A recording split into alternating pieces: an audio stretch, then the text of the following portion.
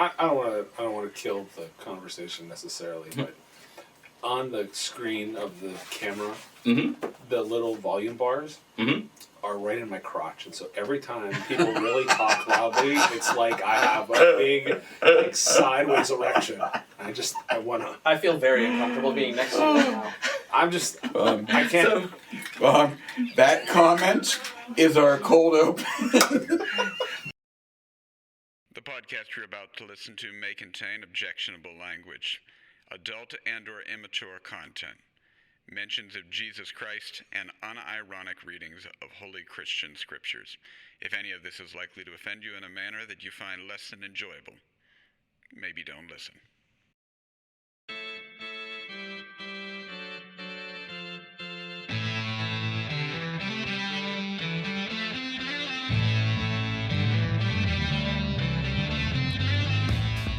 Hi, I'm Pastor Bob Schaefer. And I'm Pastor Eric Damon. Thanks for joining us.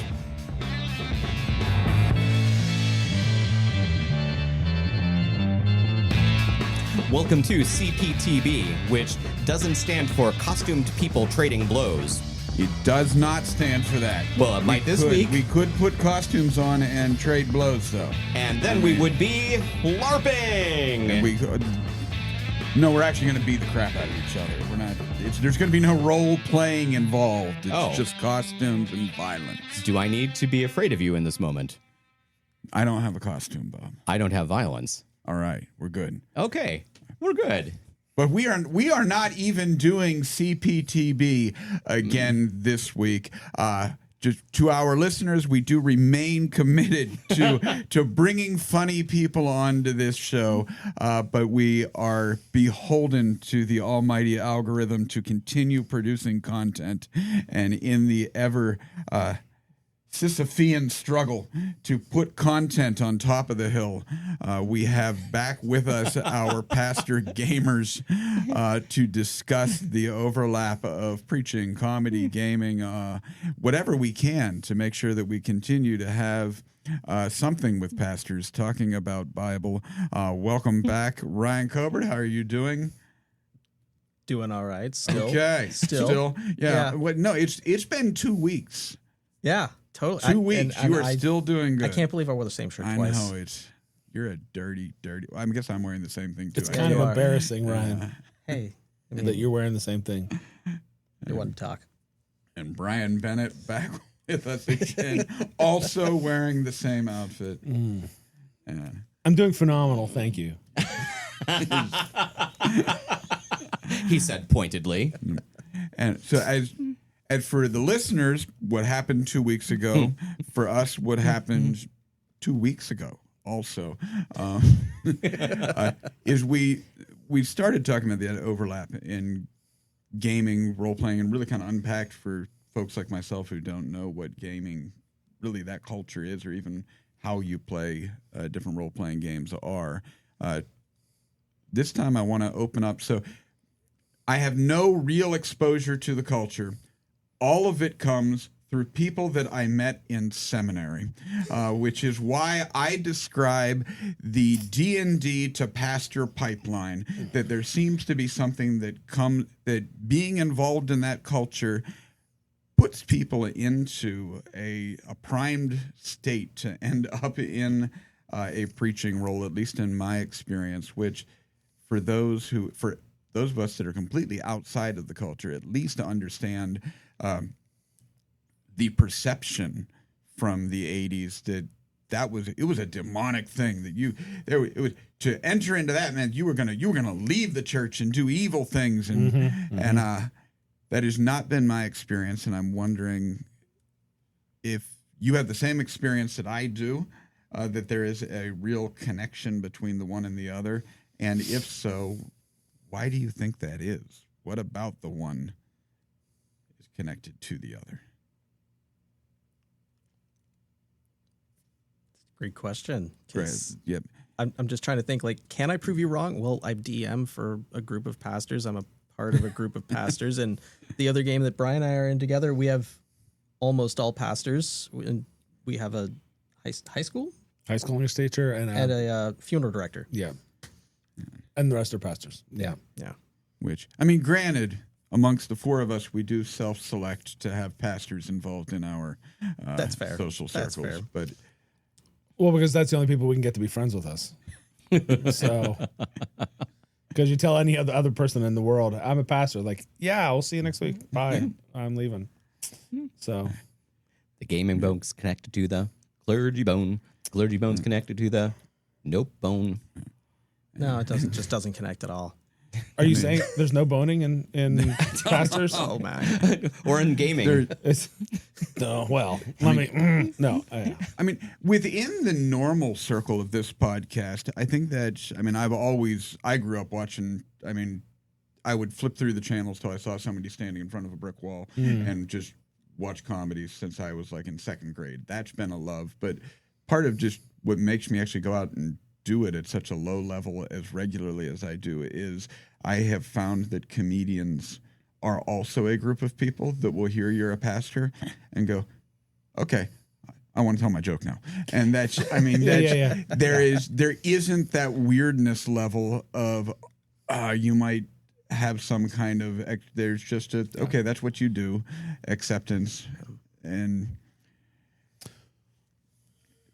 I guess to me, within the gaming world, I mean, I guess the real thing to me is that I did not have a connection to gaming before seminary and knew a bunch of pastors that did it. And now, I mean, come to think of it, there are now comics that I know that are definitely heavily involved in that world. I mean, the here's my clips and here's my gaming streaming thing is a pretty common overlap.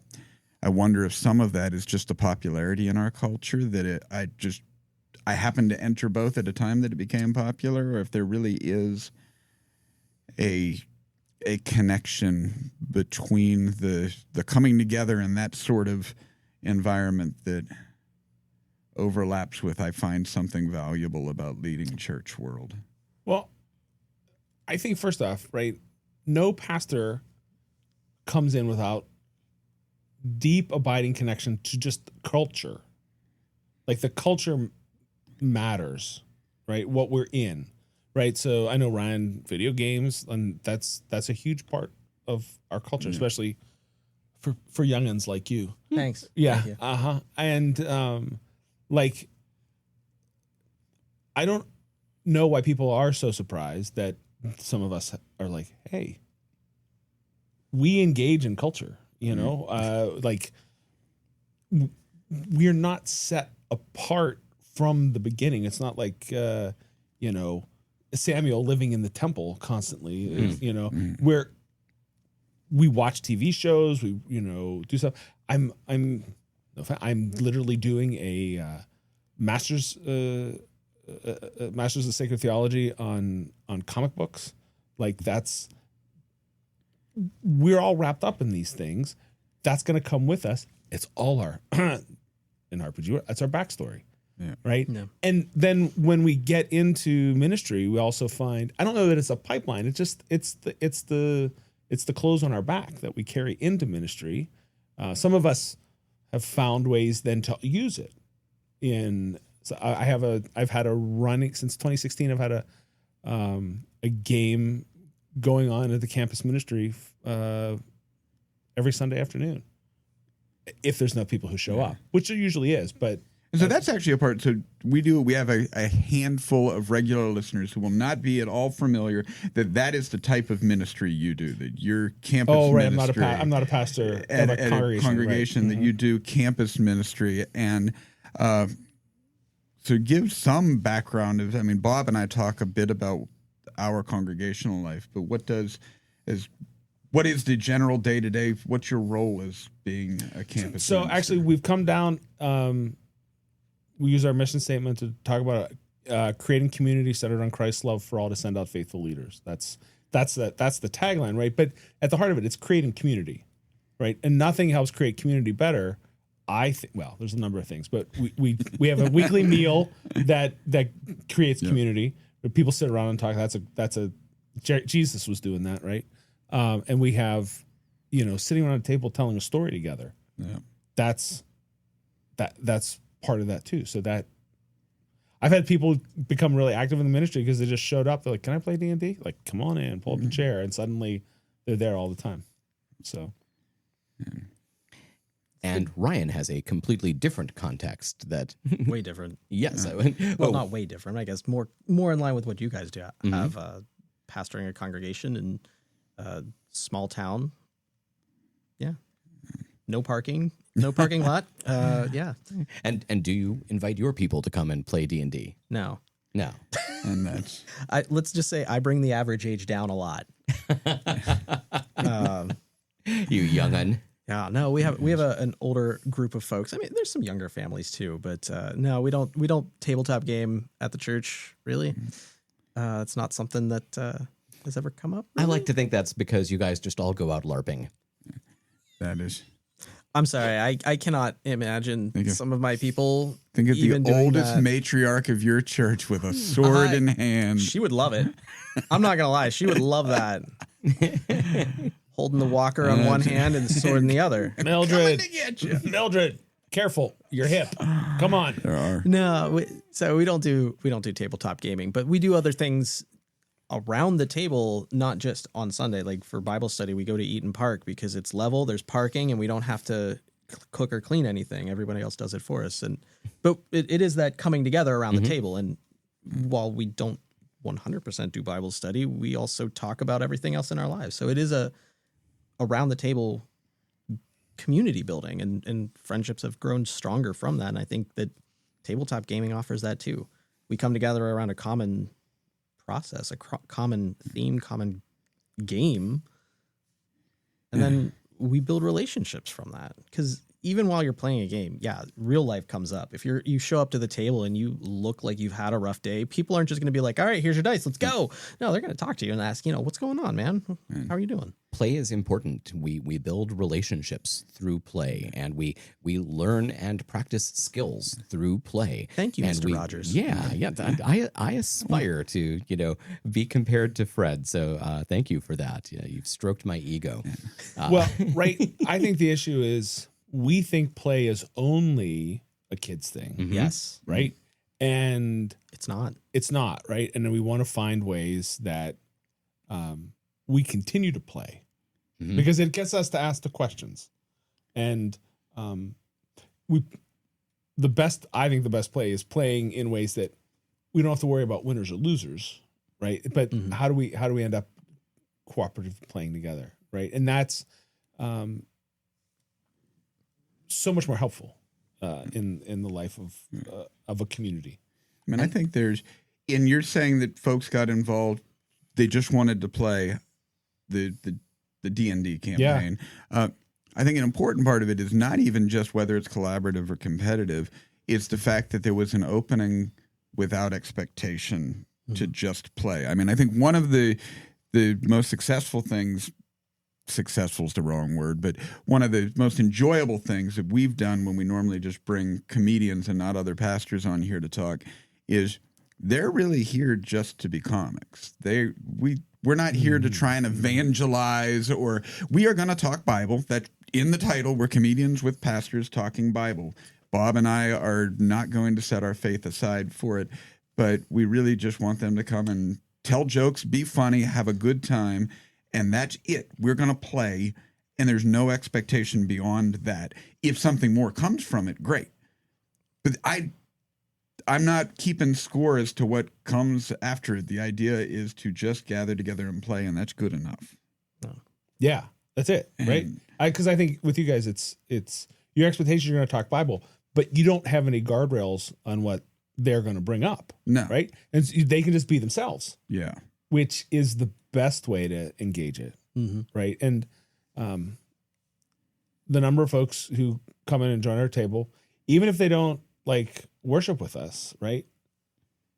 Maybe they'll come to a meal. There's just ways they understand the ethos of our community because we're like, yeah, come do this thing that is a lot of fun, even though other folks don't like it, whatever. So So what do you guys personally enjoy most about the different kinds of gaming that you do? I mean, it seems like it's been a lifelong sort of a play for you. So what keeps you coming back? How have you not gotten bored with it over all of these years? Even you young'uns. It's interesting you say that because I'm on another playthrough of Fallout 4. So if you know if you've watched Fallout on Amazon, yes, that's how the games play.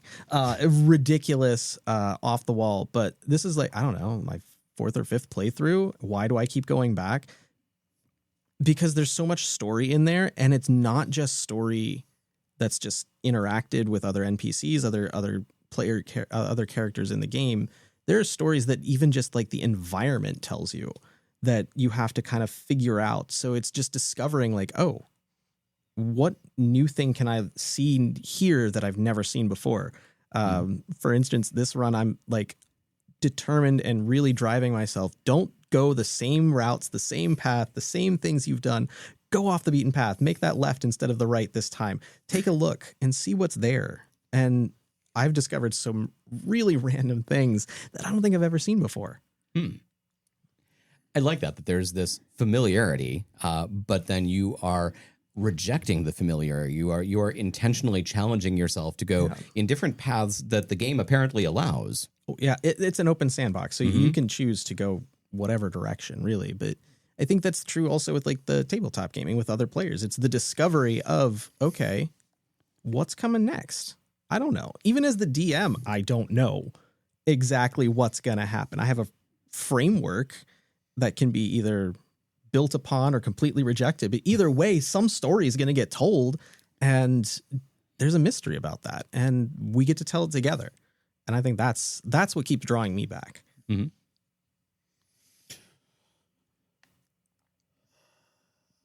I like the immersive setting of a world, right? That allows you to do different things. Usually I end up with some sort of heroic character, right? There's some sort of aspirational element there. There's I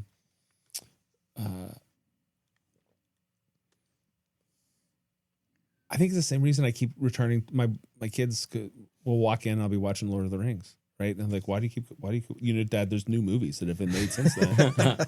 And I go, no, there's not. No. And there is really something interesting to be about in a fantasy world, right? To try to experience an existence very different from what you have.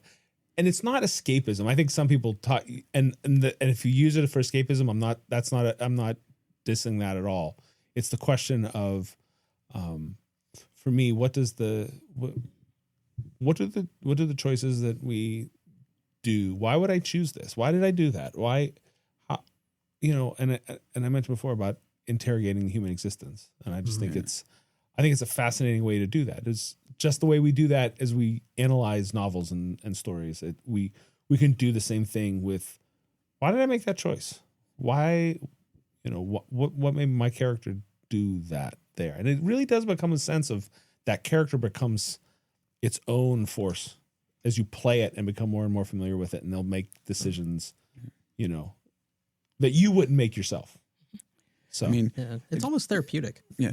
So like, I don't do the gaming aspect of it, but I mean, I joke about reading romantasy novels, but I actually do. A couple years ago, I got one accidentally out from the library, and I have been just sucked into the genre. I forget which one was the first one. I forget the name of it that I got out, but it was it looked like it was just going to be a regular fantasy because I read, and then right off the bat, you just knew that the mysterious man who came into town was way too sexy for a normal book. But I'm thinking of an example of one that just really does the way that the world lets you put a mirror on our world. I think it's the Crowns of Craxion or something it's called. I don't. But it is, on the surface, it is a world that is inhabited by entirely vampires. And the main character is the only human in the world, and she has been raised by the vampire king. Ridiculous, over-the-top fantasy stuff. But what you then have is a young woman who has been told her entire life that she is a prey in a world of predators, who the only predator she can trust is her father. And if she goes out from her father's advice, she will unquestionably be attacked by one of the predators in the world. And you can start to unpack what this is saying about the life of a young woman in the world in which we live. And it really paints, and it takes that over-the-top fantasy element of it to be able to just kind of, if you just said all of that in a realistic, real-life book, it would not get you involved into the humanity of the character in a way that having them be completely inhuman makes possible. And that's, so yeah, I joke about the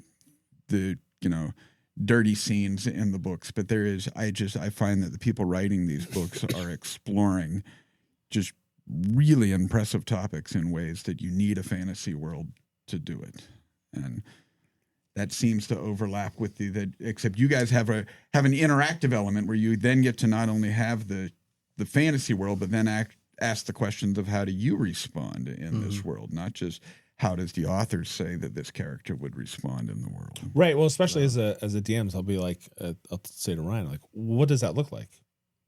Tell me what that does. Like, and so if he's doing something, not just his action, and but it'll be like, what does that mean for you? How does, and so he gets to sort of explain some of what his character is doing, right? Or someone is going to, they're an adherent of a particular God, and I'm like, oh, so what does that mean for you? How does, tell us more. What does that look like? What does that spell look like when you cast it? And how does that, and it helps you think about whether, and I think that becomes a lens for us to understand the character more. It's interesting the putting yourself into the character that I got recruited into one particular campaign, not even a campaign, it was just a one shot, one shot, teaching you how to play the game. Yes, and I had fun with it. I also I was awkward with that I felt inhibitions about how do I play like this? And when I was a child, I used to be able to do that, just inhabit a character that I was creating and making up that, I can think of the different games that I played and I liked playing a lot of different characters. And somewhere along the line, I lost the ability to fluently do that. I think of when my niece Kasima was playing we were playing with Legos or something like that, and she was she was making the people talk, as kids do, and she wanted me to play, or maybe it was even with Barbies. I don't even know. And I could play, but I couldn't do it in the first person, where I am voicing the character and making the character do things. I would instead prompt like, what if they do this? And so that's interesting to me that there's there. Do you find that this is something that you experience sometimes, either in gaming or in life? Did you feel that at the start and you had to get over it, or do you find that new players often have that kind of inhibition to play that way? Or maybe I'm just weird. It's okay for you to say that too. I mean, you are weird, but yeah. I think it depends on the person and how much they have dug into who they are. Mm-hmm. I mean, we were talking about LARPing 2 weeks ago. Yeah. It was 2 weeks ago. 2 weeks ago. I'm living into that. LARPing, you literally are that person. You can't speak about yourself in the third person unless that's how you created your character, to be that disassociated with themselves. But you physically are. But I can see where that disconnect can happen if you're moving a minifigure on a table. Mm-hmm. It makes it like, oh, okay, there is a separation. I'm not physically there. I'm the hand of God reaching down and moving this and token to different places. But yeah, I think it does take a little bit of practice to really like embody that character, that creation of yours. And yeah, asking yourselves, and I think it comes down to asking yourselves, okay, what would that character do? Because you have to look into who that character is. And if you're not used to doing that yourself, asking that question of yourself, well, why do I do it this way? how can I live this way? What would happen if you're not used to asking yourself that question, you're not going to easily slide into a character on a tabletop. Mm-hmm. It's not easy to start that way. Right? No, it's not. And honestly, like some folks get really intimidated by the notion of, I got to come up with a funny voice or whatever for the character. And you don't have to. Or self-conscious even. They've been very self-conscious. But it's also, I think that's also part of the role of a good DM is to help them bring that out. Like I want to persuade the guard to let us go by, right? Well, the best DM doesn't just go, well, roll a persuasion check. It's like, what does your character say, right? And just starts to. I mean, it's a simple thing, and they could say even the dumbest thing, and you let them roll. But maybe they say something that's really smart, and you're like, oh, well, you roll that with advantage, which is a way of giving them a better odds of success because they've said something that you're like, that is really persuasive, and we're just gonna. It's a little incentive to role play a little more confidently, right? Just I've never told anybody to roll with disadvantage because they gave just the dumbest reason. You don't even get to roll. Go home. You just killed it. Forget it. Never mind. You're so bad at this. What are you even doing here? No, that's so. I think that the good DMs really help pull that out of people. Like a good director. I think sometimes we think about that. Creative play involves putting yourself out there in a way that is vulnerable. Yeah, for sure. And that seems like part of the nature of this kind of play. It's not just a game of Uno where you are really not putting a lot of your personal investment into those cards. This is something where you are creating something, and even if it is a character that is quite different from yourself, it is still an expression, an exploration that you are engaging in, and that is kind of a vulnerable thing. It is, and you have to be comfortable with the people you're playing with to be able to get into that, because games can get really emotional.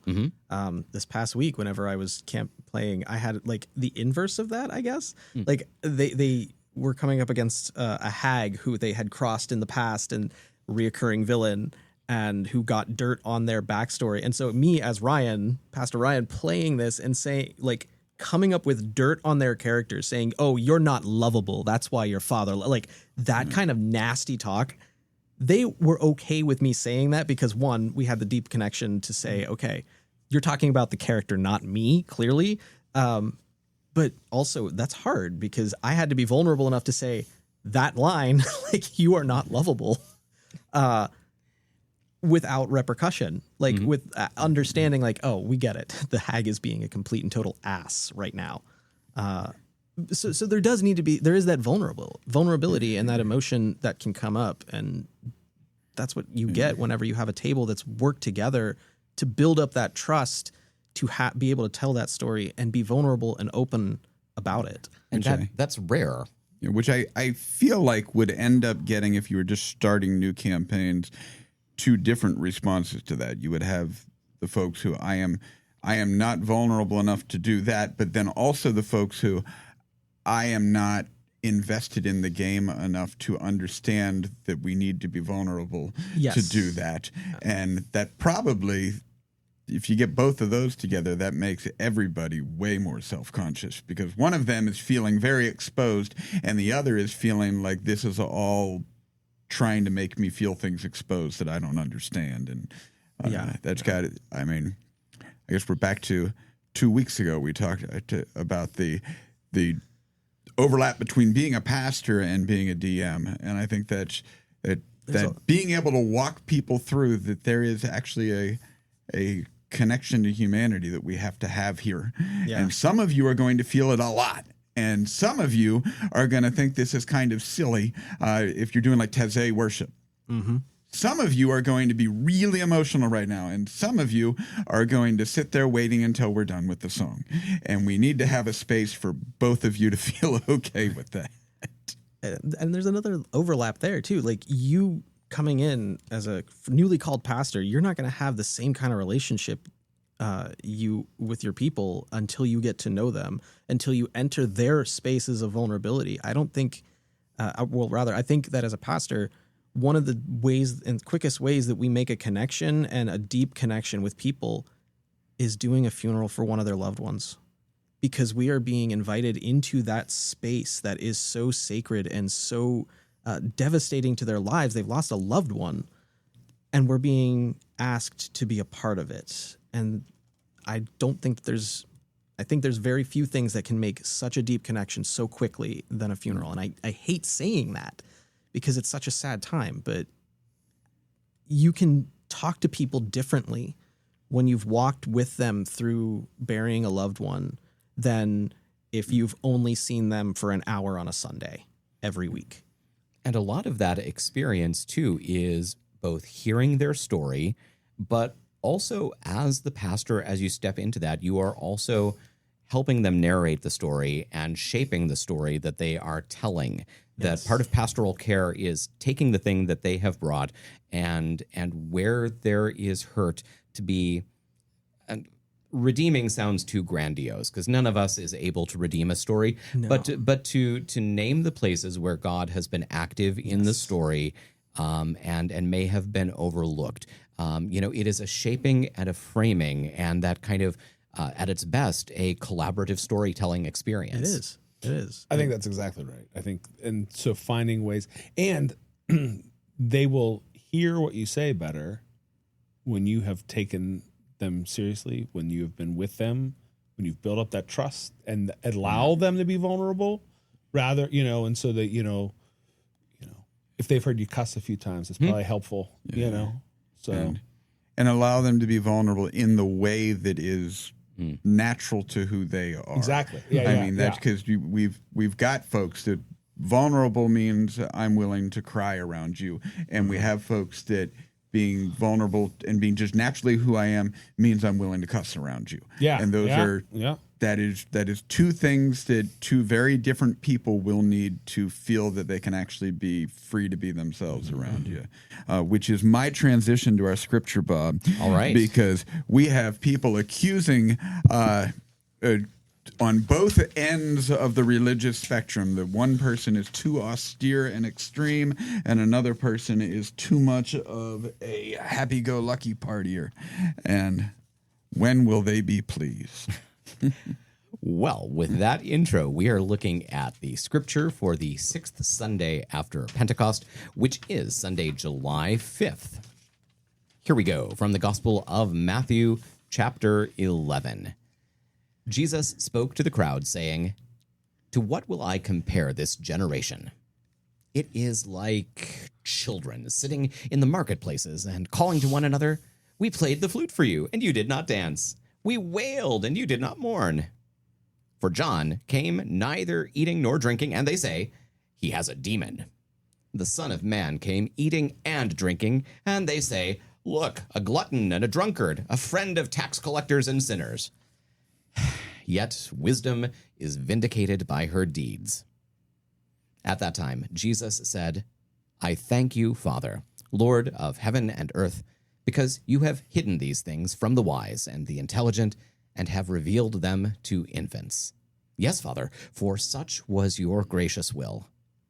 All things have been handed over to me by my Father, and no one knows the Son except the Father, and no one knows the Father except the Son, and anyone to whom the Son chooses to reveal him.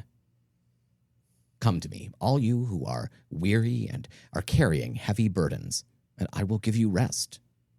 Take my yoke upon you and learn from me, for I am gentle and humble in heart, and you will find rest for your souls. For my yoke is easy, and my burden is light."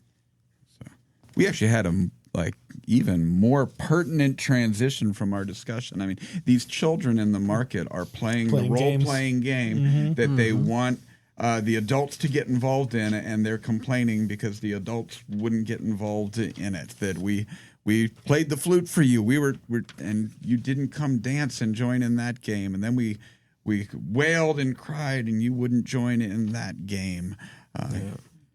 It's like driving by when kids are yelling, "Honk the horn," and you just ignore them when you drive.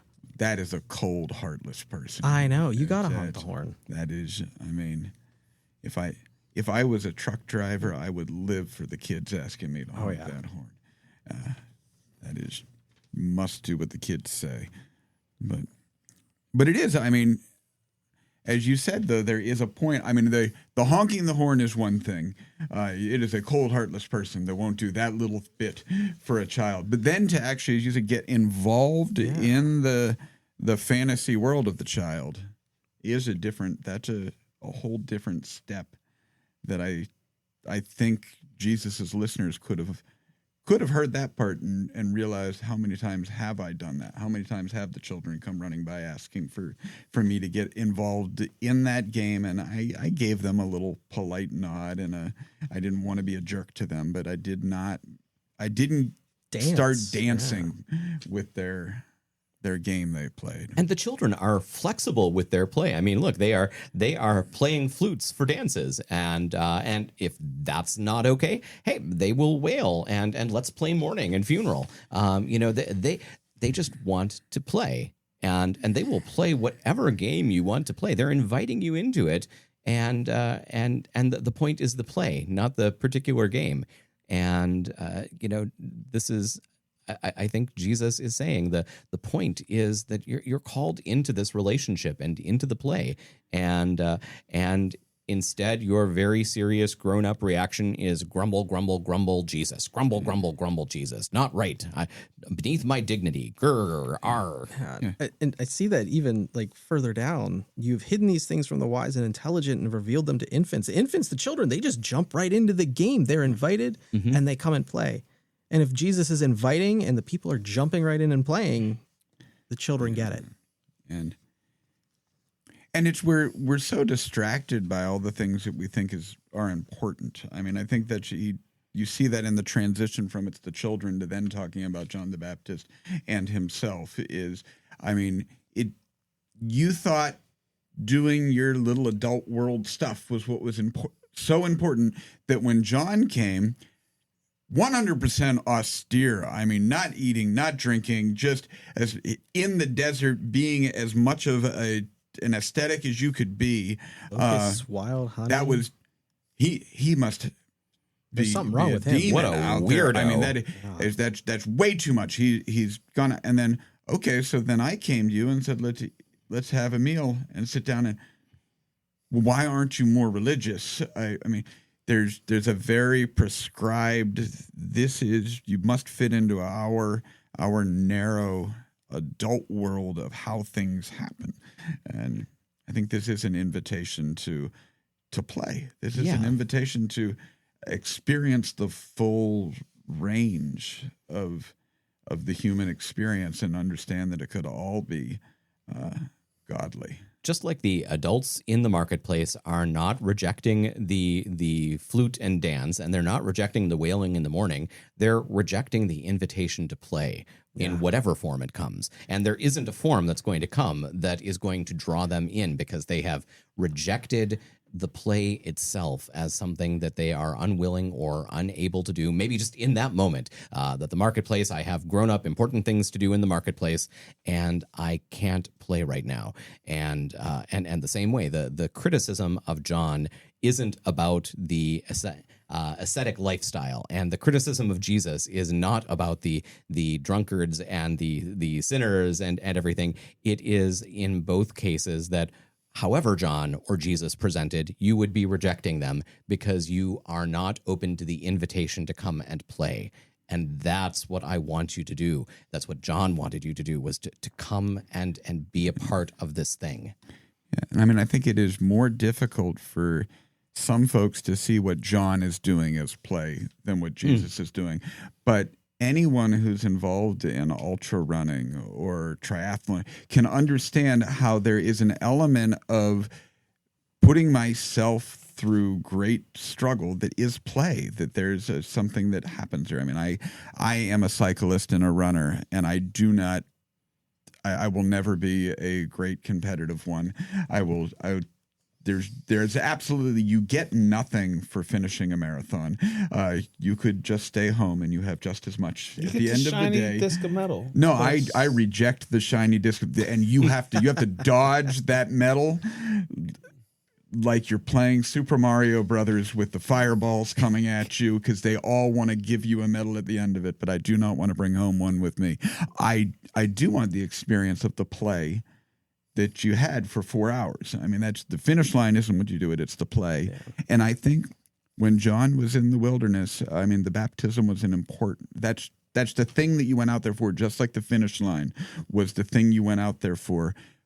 But the being out there and the what they were doing to prepare the way was really the thing that was happening. And there is an element of play to that is serious. I mean, it's serious enough that we see in the end that what he's really promising is rest. Even in the out in the wilderness struggle, even in playing or in the drinking and eating, in the end, it's the idea is you can set down the need for a finish line and find rest in whatever way feels like rest. I think that also translates to RPGs too, because like as we were saying 2 weeks ago, there's no real end to a campaign. Like the campaign might end, but that's not your goal necessarily. The goal is to continue the story, to be invited and to continue on in that process. And I think I hear that here too. The invitation to play is more important than the actual end point. What game you're playing is not the important thing here. The idea is, are you willing to set down all the things that you thought mattered and become part of this other thing?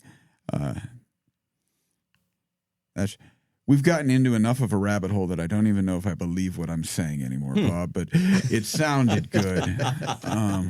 No, I mean, I think there's a lot to this, that and the nature of the game changes over time. It evolves with the people who are playing it, as they develop trust, as they develop greater understandings of themselves as players and of the characters they are playing. You know, both of those things shape, I would think, the nature of the game. And maybe you come to a point where the game has changed so much that it is time to end this particular campaign and to come up with something that is different but a continuation, and that feels like life to me. And there's sometimes in campaigns where you as a player might think, okay, my character's story has reached a point where I don't know if I want to continue this story, but everybody else is still enjoying the story. What if I find a way to change characters to take, this character no longer adventures with that group, but I still want to play with the group, obviously, so I bring a new character. So I was going to ask, is that even allowed? Yeah. And then I'm realizing that's like a totally wrong question. Yeah, I've seen, I don't even play, but I've seen enough memes about people talking about how movies should have a character disappear and the same actor comes back playing another one to know totally. that is a common thing. Yeah. Robert Downey Jr. Don't get me started.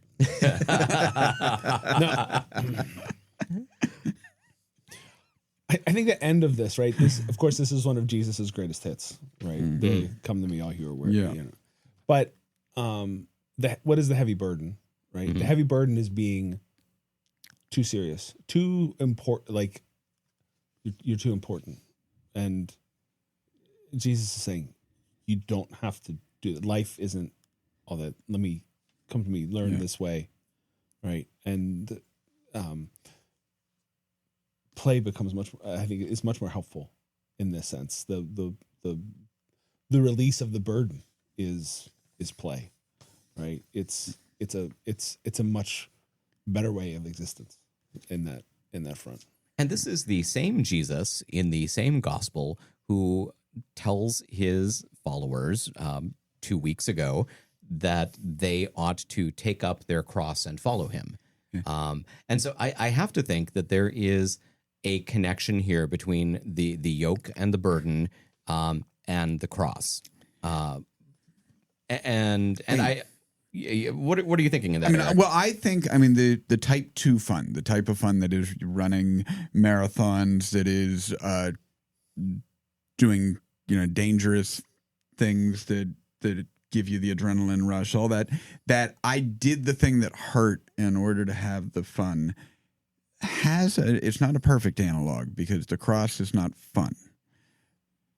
But the cross had purpose that had value. And when you don't look at it as just the burden put on me, but a purpose given to me, in the same way that type 2 fun can become fun even with the pain, all of a sudden the cross can become a thing that we find valuable in life. I'm back to the idea of funerals and sitting with someone who is dying in a hospital.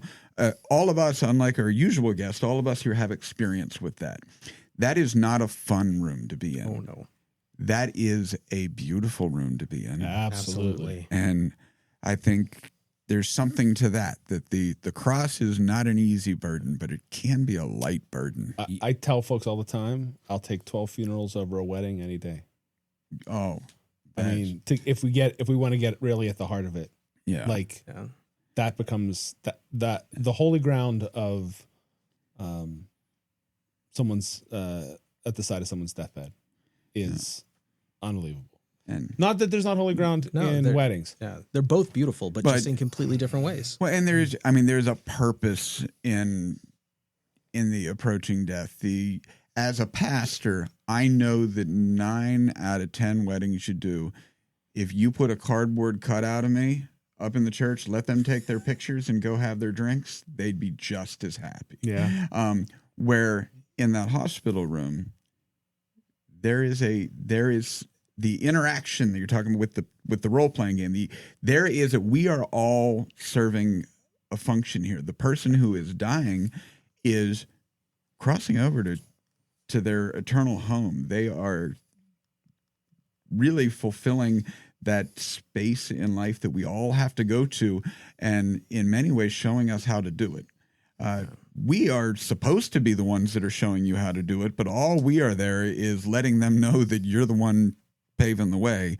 There's family members that are needing all of this in order to start grieving appropriately. I mean, when it is done well, that isn't to say that there's a right way to do it for people who are listening who aren't regularly in those spaces. There isn't a right way to do it. There's a million well ways to do it. And when you're in the space that it is being done one of those well ways, you are watching humanity often at its not best, at its most. It's just and I think that there is something of, we associate play with fun in a lighthearted, childlike way, but when you're being that most fully human, there is an element of play to it, of we are living into our roles completely here. And play, I'm thinking about the different meanings of the word, and one nuance of play is like something has play in it. It's got looseness, it's got flexibility, it's got room to move if it has play. And so I think there are ways of thinking about play that are creating space and are creating just enough room for people to move into a better position or a more comfortable position or a more useful position, that it creates openings where there weren't openings. And I think that is part of the value of it, that it's not just fun. Fun is important. Fun, I don't want to trivialize fun, but I think play. Well, I mean, is Jesus is end on it. John's the type 2 fun. Jesus is the type 1 fun. Let's have a drink and a party. Jesus got a little hedonism going on. But Jesus is also playful in ways that are much less obvious, and I love that about him. You know, the wordplay, the nicknames, the punning, and the way that he does the collaborative storytelling. We've talked on this pod before about ways that Jesus will say something that is ambiguous, and then he will let the person he's talking to make a necessary decision about how will I understand this weird thing that the teacher just said. You must be born anothen, either again or from above, and you're stuck having to figure out what did he mean, and then he rolls with it and he makes it up as he goes in collaboration with you. And that is playful in a way that is just good leadership and good teaching and good humaning. And good being a DM. Yes. That is exactly what a good DM will do too. Just here's the thing, leave it open. It could go either direction. Which way are you going to take it? Where are you going to go? DM Jesus. What's his campaign like? I don't know, but I want to be part of that game. Uh-huh. I mean, isn't that life, really? I guess. That's There's the dice rolls are somewhere else though, because I've yet to just stop and roll a dice and then decide from there where I'm going to go. See, I admit, that'd make life find so much myself more doing tedious, that all though. the time. And it's, How many side I'm actually now I'm dice trying do to you- think do you of dice roll Jesus has? analogs in life. Jesus is up there with, like a handful of Google-sided dice. Dice. Yeah. A die with die a is a with single, a with a Google sides on it. Yeah, not Google GLE, Google GOL. Yeah. That's the math. Yes. Yeah, that's The a math. math. The math Google. Yes. the math Yeah. Google. Or a Googleplex. That's a lot of sides. Well, if What number do you need if to you- be if you're successful? If you're gonna roll the dice for the universe, Einstein. Yeah, well, I just kind of dropped a bomb right there. I'm still trying to think of real life analogs for rolling dice, and I'm coming up with nothing. Hey, but I liked the rolling dice because going back to my one-time gaming, that was how we completely created my character. And by we, I mean Ryan on my behalf. You remember that, right? Yeah, we just went to what was it? Can't even remember. So I was feeling a little bit awkward about creating a character with a character sheet, and I said, "Look, could you just roll the dice for all of these numbers for me, and whatever the dice come, that is what my character will be." You were a gnome barbarian or something. Halfling barbarian. Yes, that was it. Halfling barbarian, which is kind of an unlikely sort of a character, and I loved it. I could not be happier with Bobbert the halfling barbarian, and it was for me. So I was curious because you said the first character tends to reflect the person, and in one way that is completely not reflective of me, but maybe roll the dice to tell me who I am. Maybe that is deeply, profoundly reflective of me. I'm going to have to take that to my therapist. Or to the next gaming table, because And we can work it out there. There you go. But that was an interesting experience of having to create a character and say, who will this person be? And who will I be playing them? Spoiler alert, it turns out that Bobbert likes to lick things, like everything. Everything. But everything. There's stuff. There's a gate before you. What will you do? Lick it. Can I lick it? Yes, I You can. can certainly try. Yes. Poor Ryan put up with so much licking in It wasn't that. just me; it was Lauren too. Yeah. It was all the licking. But it was an endearing trait for Bobbert. I'll read that book. Bobbert. No, just Bobbert licks a gate. Bobbert licks the gate. Robert licks a gate. Written from Bobbert's perspective, with You an 8 gate intelligence. licker. Yeah, he's not the brightest bulb in No. the. He's probably licked the brightest bulb and regretted how hot that was on his tongue, but Can I lick it? Hair Yes, standing you on can. its edge Can was I fun. lick it? So we've got 4 pastors around here today as we approach the end of time. How do you guys We're want? How do approaching you the guys end want? of How do you guys? time. Yes, we are approaching the end of time, not of the time. time of the episode. We are in the end of time. We are in the end of times, and we're approaching them. So how do you how do you want to sum up this passage in a way that seems pithy and meaningful? wow, you are demanding pith. I am. That often ends up being. I try and come up with a like a Jerry Springer pithy moment at the end, and I need to roll a 20-sided die to see how well my pithy comment will be. Why so serious? Complete with the facial expression. That was good. Yes, listeners, you really ought to pull that up on YouTube so you can danced see. with the devil by the pale Dance with moonlight? the devil, pale moonlight. Yeah. I feel like this means that our sermons are going to be Really bad. yeah. And by the way, this is 4th of July weekend also, so you know. I'll be on vacation. No wonder. I will be in the woods, not LARPing. I'll just be at Camp Lutherland, which Pastor Brian has. You On didn't his call shirt. me to supply for you.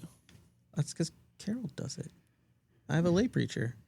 All right. Yeah. Whatever. I make I no have two. mention of 4th of July in service at all. Likewise. Yeah, Memorial Day I will lift up because even though it is a secular holiday from the nation and not from the church, grieving with people is a task of the church. I will do Important. Memorial Day in the church. The fact that our nation became a secular nation is not anything that I find of value to lift up in the church service. So I normally do take that position. This year I am engaging just because of the semi-quincentennial and all of the Christian nationalism that has been glommed onto that in ways that I think it's just so upsetting. I feel like it is a moment where church needs to be something other than that. And so the ELCA actually has some really good resources that they have pulled together for churches to use on that weekend if you choose. And we are going to be working with those. I don't yet know what I'm going to say. I know the service cannot be, and I don't want it to be simply celebratory. That's not the point. But it also can't avoid recognizing the goodness of place that God has given us, as well as reckoning with the reality of that place and of the people. Both of those things need to be held together. And now that you bring it up, I may choose to have an MMA cage match on the church's lawn. Do you need a fighter? Because, I mean... You do. You've got your... I know some people. Your fighting experience. I was like, you're in the I mean, woods, so you won't be there. You so next time on CPTV, But if you know, send MMA people fighters over. talking Bible. We're putting an octagon out in front of the church. You want to get some martial artists in here next time? Yep. All right. I have. I've already told Bob if our experimental content is so listeners who would like to comment in some fashion to us, if you want more non-comedian content, the indie pro wrestlers, I think there's a good overlap between them and comedians and preaching too, and the same reason that there is a shared story that the whole place gets involved in with a similar rules of what we accept as parts of the story and what we won't accept as parts of the story. And for them, a whole lot more overlap with the comedians. So there's so much slapstick involved in it. I grew up with no overlap at all in wrestling. And because the same way that seminary got me to understand some of the gamers, comedians overlap with pro wrestling has just let me see some of the world of the slapstick, just humor that's involved in that world. And so that is me just... I have nothing else to add to that, Bob. It's pretty good, though. Dear viewers and listeners, you may be witnessing in real time CPTB jumping the shark. We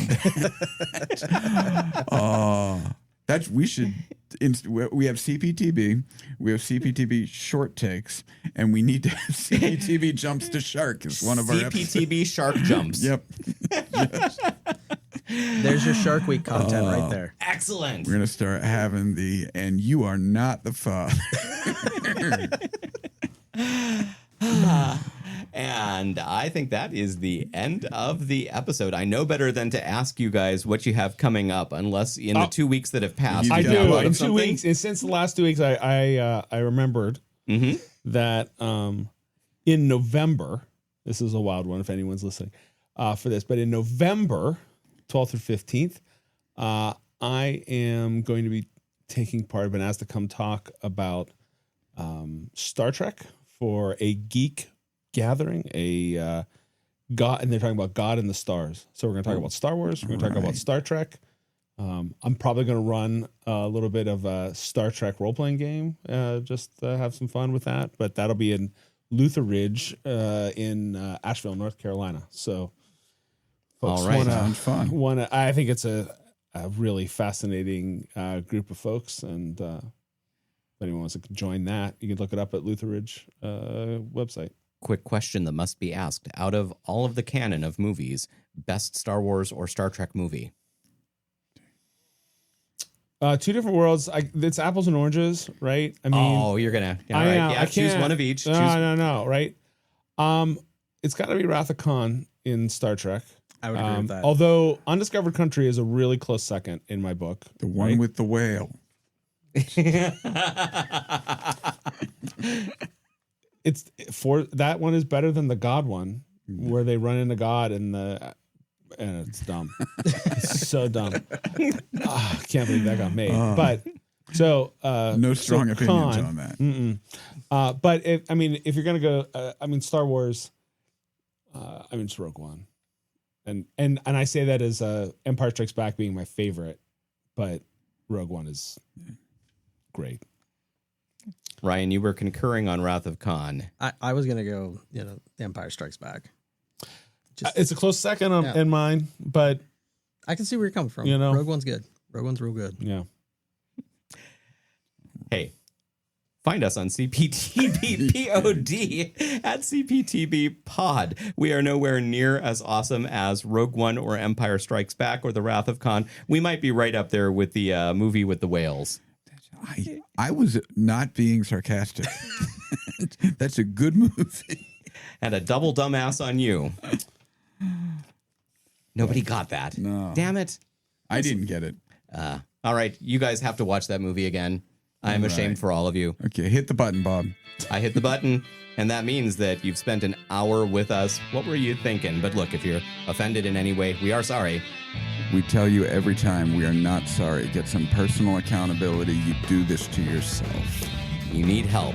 But you know what? Since you did do this to yourself, why don't you also do some more things like liking and subscribing and sharing this with all kinds of neat people in your life? Make the other people do it to themselves. It's a pyramid scheme. We need it. Don't think less of us. But we will be back in a week with more funny and more God talk. Until then, may the Holy Spirit do her thing in your life.